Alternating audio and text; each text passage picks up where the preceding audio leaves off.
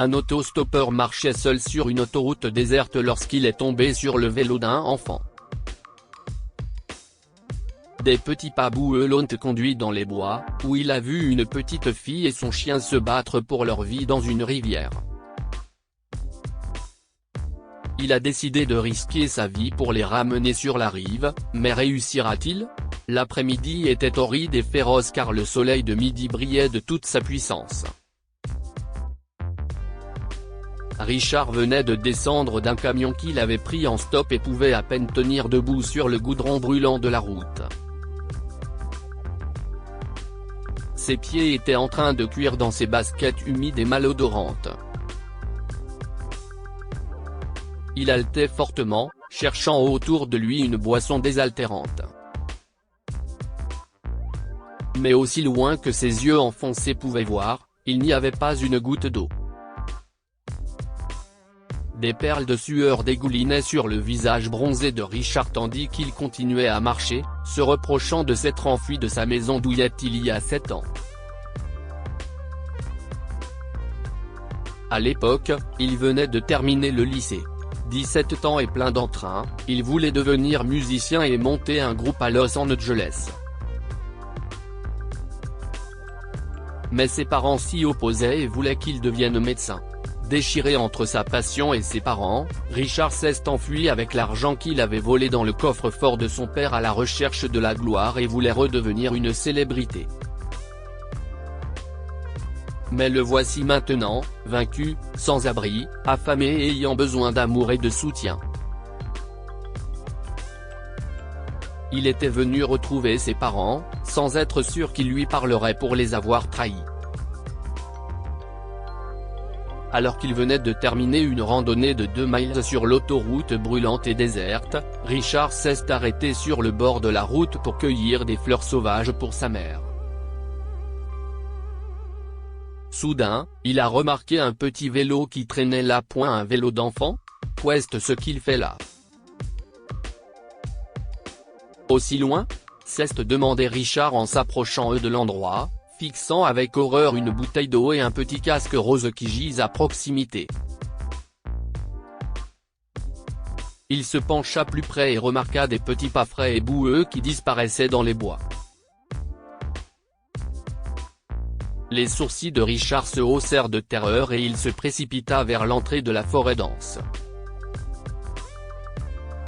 Cela semblait étrangement inhabituel pour un petit enfant de se retrouver tout seul là-bas. Et la route ?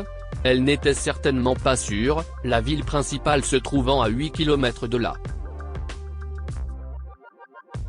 Qu'est-ce ce qu'un enfant peut bien faire ici tout seul ?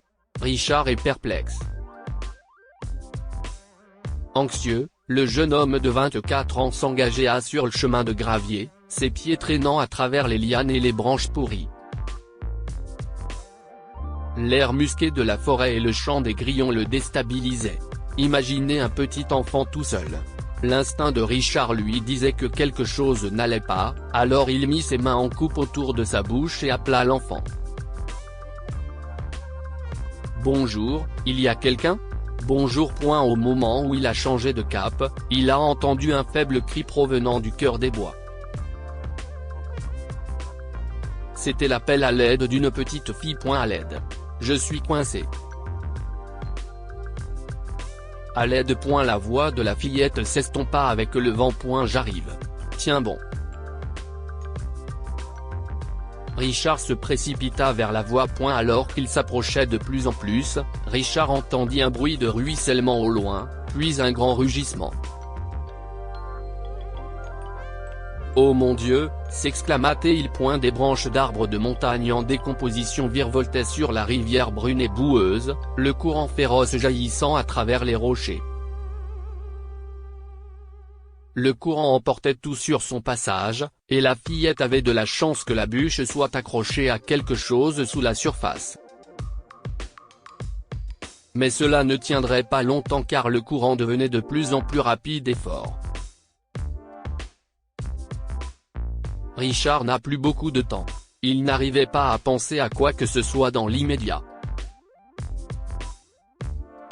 Sa seule crainte était de tirer les deux vers le rivage avant qu'ils ne soient emportés vers le bord de la chute d'eau, qui se trouvait à quelques mètres de là. À l'aide. La voix de la jeune fille fit frémir Richard. Juste à ce moment-là, il a eu le réflexe d'agir rapidement, et a couru en arrière pour prendre quelque chose. « Attends. Je reviens tout de suite », lui a-t-il assuré. Quelques instants plus tard, Richard revint avec une longue bobine de liane de jungle attachée autour de sa taille. Il savait qu'elle ne supporterait pas son poids et celui de l'enfant, mais c'était son seul espoir de sauver la fillette et son chien. Il a plongé dans la rivière et a nagé jusqu'à eux. À son grand choc, le courant était plus fort, et comme l'eau était boueuse, il ne pouvait pas voir clairement, et il étouffait sa respiration. Mais il continua à avancer, faisant patauger ses mains dans l'eau féroce. « Donne-moi ta main. Ne regarde pas derrière toi. Donne-moi juste ta main », a-t-il dit à la jeune fille. Elle était terrifiée car la chute d'eau se trouvait à quelques mètres d'elle. La jeune fille ne savait pas nager. Elle a jeté ses mains et ses jambes dans l'eau et a rampé vers Richard en lui attrapant la main. « Tiens-moi bien », dit-il en la prenant en stop. Richard utilisa toutes ses forces et tira la bûche vers lui. Il a saisi la laisse du chien d'une main et a nagé vers le rivage. « Merci beaucoup », s'écria la jeune fille lorsqu'elle tomba enfin sur le rivage boueux, haletante. Richard respira bruyamment, heureux d'être arrivé à temps. « Mais comment es-tu arrivé ici ?» demanda-t-il à la jeune fille. « Quel est ton nom ? » « Je m'appelle Senedi, et Simba, mon chien, a peur des pétards. Il s'est enfui la dernière fois et n'est pas revenu pendant 4 jours. Quand il a entendu le bruit des pétards aujourd'hui après-midi, il s'est de nouveau enfui. J'avais peur qu'il disparaisse, alors je l'ai suivi à vélo pour le rattraper, raconta la jeune fille. Il s'est enfui dans les bois, alors j'ai dû laisser mon vélo sur l'autoroute et partir à sa recherche. Il était en train de se noyer dans la rivière et j'ai sauté pour le sauver. Mais je ne savais pas nager et j'ai crié à l'aide pendant longtemps. Dieu merci, tu es venu et tu nous as sauvés. Lorsque Richard a appris que la jeune fille était originaire de sa ville natale, il a décidé de la ramener d'abord chez elle avant d'aller voir ses parents. Tes parents doivent être inquiets. Je me dirige dans cette direction, alors je vais d'abord t'emmener les voir, d'accord ? Richard attrapa le cycle de Sandy sur l'autoroute et la promena avec Simba sur le terrain accidenté qui menait à la ville. Peu de choses avaient changé au cours des 7 années qui s'étaient écoulées depuis le départ de Richard, à l'exception du terrain sur lequel il jouait au football avec ses amis. Une pizzeria se tenait désormais à sa place. Il continua à marcher, se remémorant ses bons vieux jours dans cette ville. Une mare de nervosité s'est agitée dans son ventre lorsqu'il s'est retrouvé sur la route menant à sa maison. Senedi s'arrêta soudain et pointa du doigt ce qui était censé être la maison de Richard. « Si est ma maison. Je vis ici avec mes parents », dit-elle en courant vers le chalet. « Quoi ? Tu vis ici ?» Richard était étonné et déçu. Les lèvres de Richard s'affinèrent tandis que le désespoir jaillissait dans ses yeux.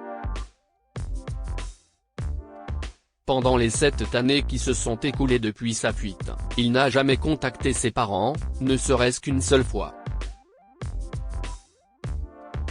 Il était bien décidé à leur montrer qu'il était fait pour être une star, pas un chirurgien. Les disputes interminables qu'il avait eues avec son père. Les larmes de sa mère lorsqu'il avait refusé d'aller à l'université. Et l'adieu silencieux qu'il leur avait fait cette nuit-là alors qu'il dormait profondément. Ses souvenirs le hantaient. Comme il Ceste détesté ce jour-là. Il n'a pas pu les retenir. Comment aurait-il pu? Il a fui les deux personnes qu'il aimait et qui ne le considéraient pas seulement comme leur fils mais comme leur monde. Leur soleil, leur lune, leurs étoiles et tout ce qu'il y a entre les deux. Richard les avait trahis, mais il n'avait pas le choix. Il avait ses raisons, mais maintenant, cela valait-il la peine de s'expliquer?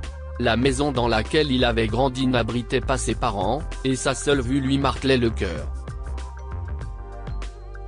Les bras de Richard pendaient mollement alors qu'il se retournait pour partir quand la porte s'ouvrit derrière lui en grinçant.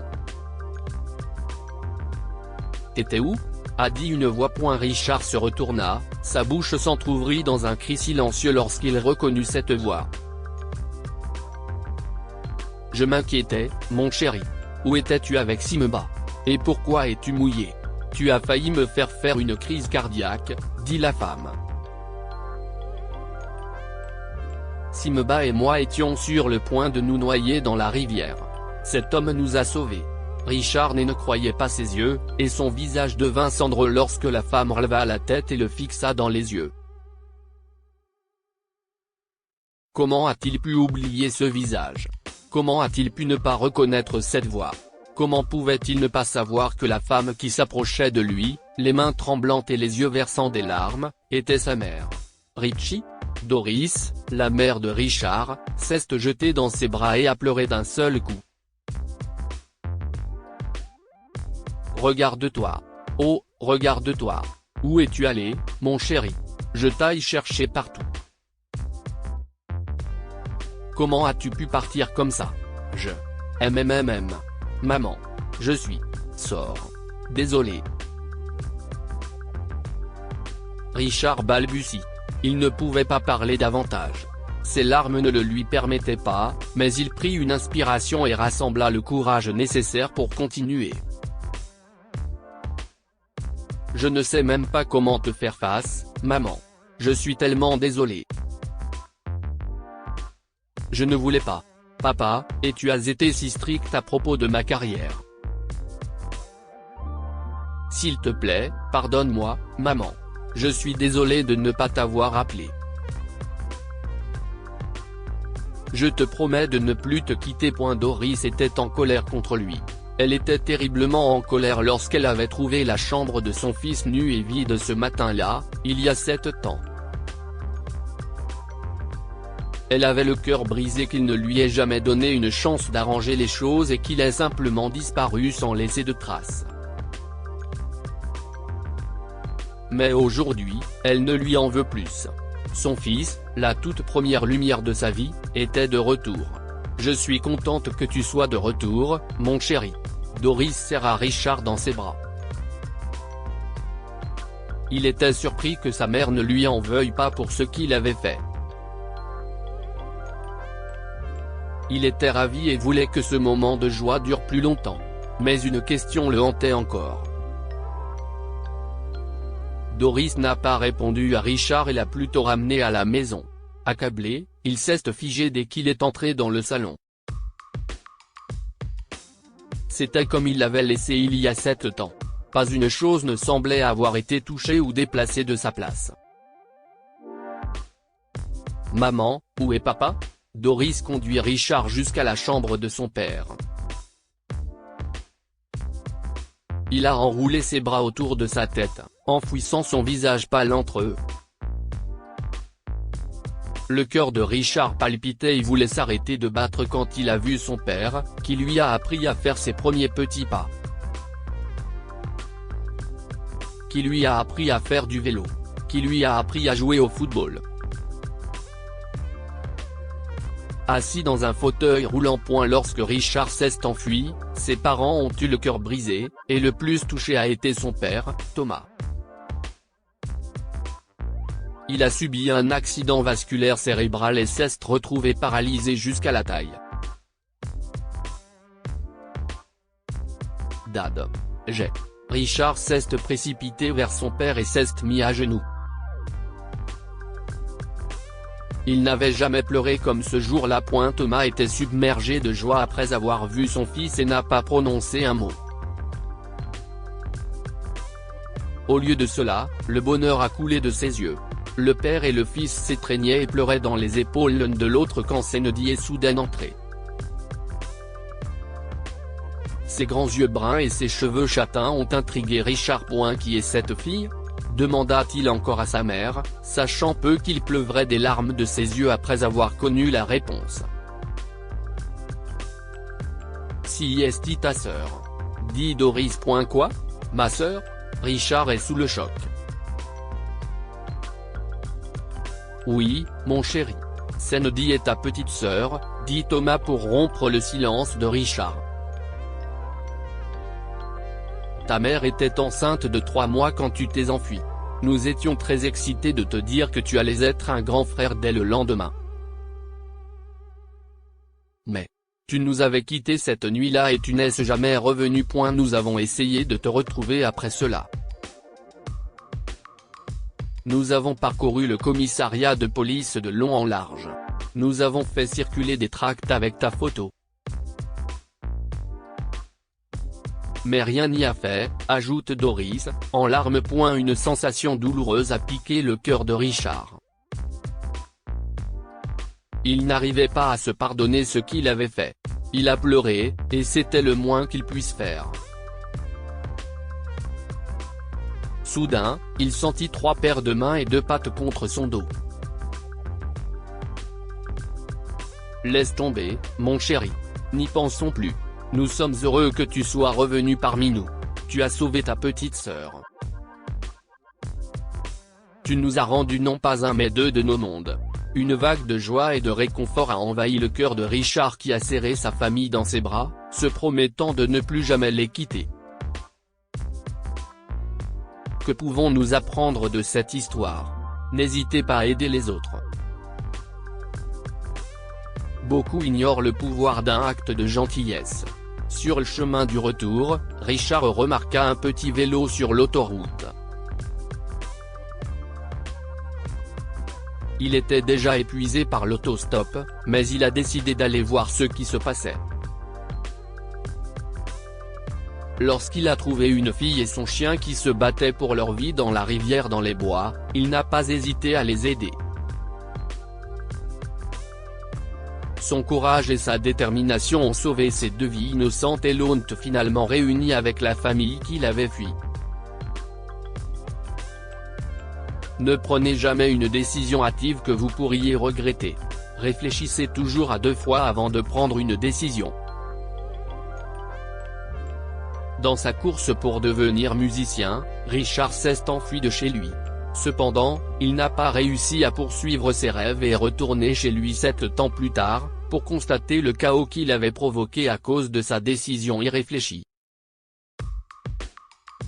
Partagez cette histoire avec vos amis. Elle pourrait les inspirer et égayer leur journée.